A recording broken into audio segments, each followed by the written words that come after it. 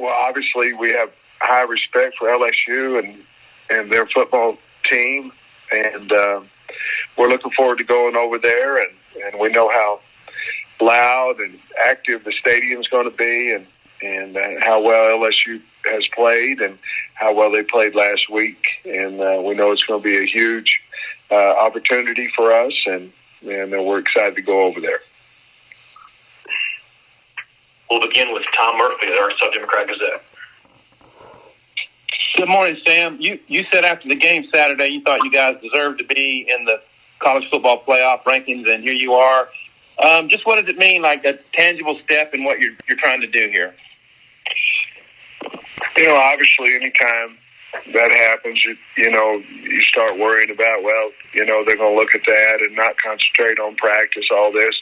I'm a little different in that our program has been down for a few years, and with us getting in the top 25 after week 9, I think that's a mark for our program. Obviously, we know it's hard to stay there, but I know as myself and our staff, we were excited to be in the top 25 after 9 weeks.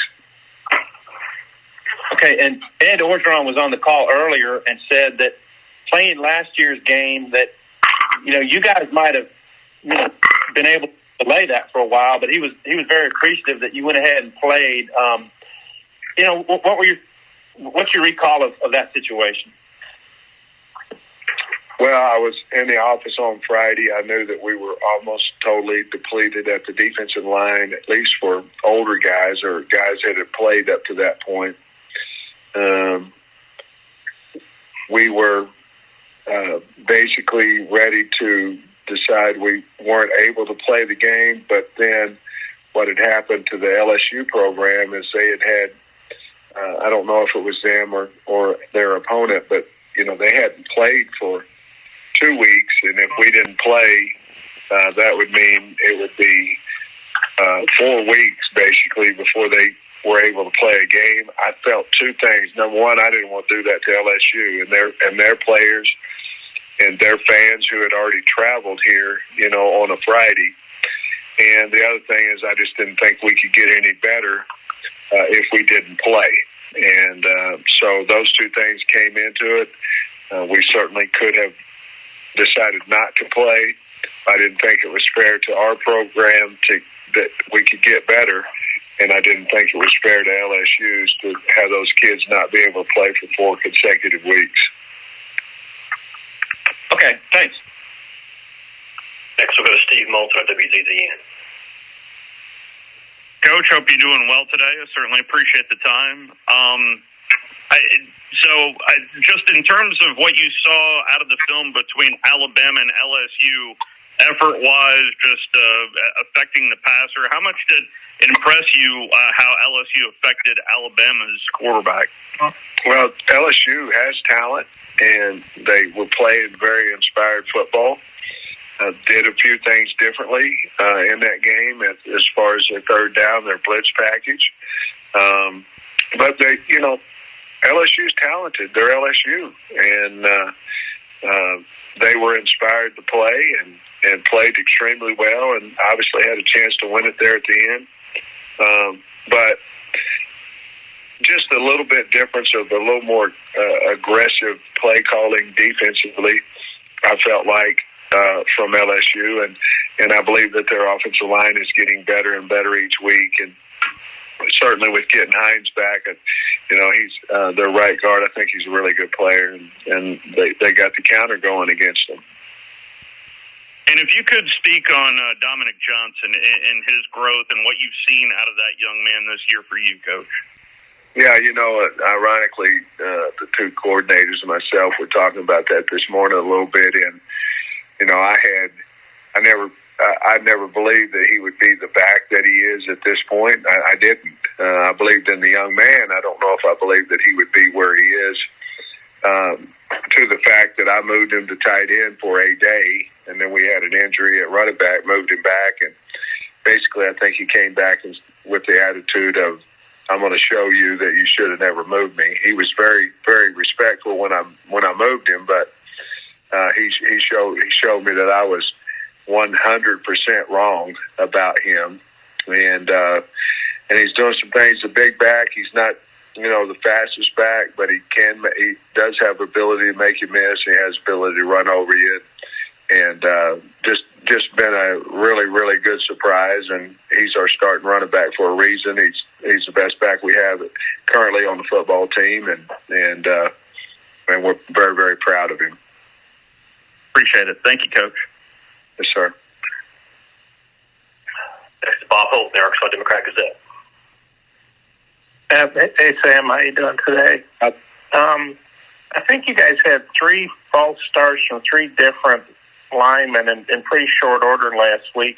Obviously, Dalton, I think, hadn't played in about a month. So, but do you attribute that to maybe you guys not playing for 2 weeks and maybe Dalton being off for a long time? Or what do you attribute those to at this point of the season? Bob, I missed the very first part of it. False start. Oh, okay. I got you. Okay. I really don't know, because we emphasized the heck out of it. It certainly wasn't loud. So the first one of those was our center was making a call right when the quarterback won the ball. And I can certainly understand that. I coached O-line for a long time. The defense showed something late. He made a call at the same time that the quarterback. Those are going to happen, and I don't really, to be honest with you, know how to get away from that, except that the center has to be very conscious of when the quarterback wants the ball. The other 2, those were, one was a true false start. The other one, they both were false starts, but one of them was I left early. The other one was I forgot the snap count. Those 2 things both of those have to get corrected. I don't know. I don't have the answer of why they happen, because obviously we have officials at practice and things. It doesn't happen there, but we have for several weeks now emphasized that, and we did it again with crowd noise after practice yesterday. So we're trying to fix it, Bob. Yeah. And then with the rankings, I mean, some teams get ranked early and then they go through a rough patch and then you never see them again. You guys got ranked early, went through a rough patch. Now you're back in the poll. I know you got to win Saturday to stay there, I'm sure. But how satisfying is it that you guys sort of got knocked down, got back up, and you're back in the poll? Well, it's very satisfying. It was a goal of ours to, get back on the national scene.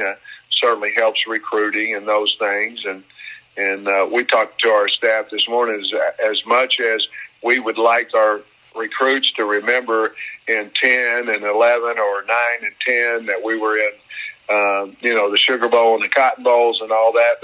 They don't remember that. And what we're trying to do is have them forget that we weren't a very good team, over the past 5 seasons or so before this year. So it's a big deal for us. It's a big deal in recruiting. We certainly sent out that we're 25th in that, and we're proud of that. Now, we do understand how hard that is to stay in that, especially in the West and the SEC. Yeah, thanks, Sam. Thank you. We'll squeeze one more in. We'll go with Nate Allen. Yeah, Sam, just when you for a rebuilding program that has some success, how hard is it to kind of handle that success, going into a game like this, being ranked? We're not hard, because you're playing LSU. I mean, and then you have Alabama after that, Missouri. I mean, it's really it doesn't seem to be too hard. And you might say, well, we were 8th in the country at one point, and then we lost to Georgia and Ole Miss and Auburn. Well, we lost to 3 really good football teams. Now, we've beaten some really good football teams, but the losses were, everybody who's played Georgia's lost to them, and most everybody that's played Ole Miss, So it's not like we lost to a team that wasn't a good football team. So I think we were prepared in each one of those games, and the other team just got us at that point. LSU's a really good team, and so the rankings and where we're at, I don't think that has anything to do, honestly, with the mindset of our football team going to play LSU, because we have high respect for LSU. Thank you. Coach, thanks for your time. Thank y'all.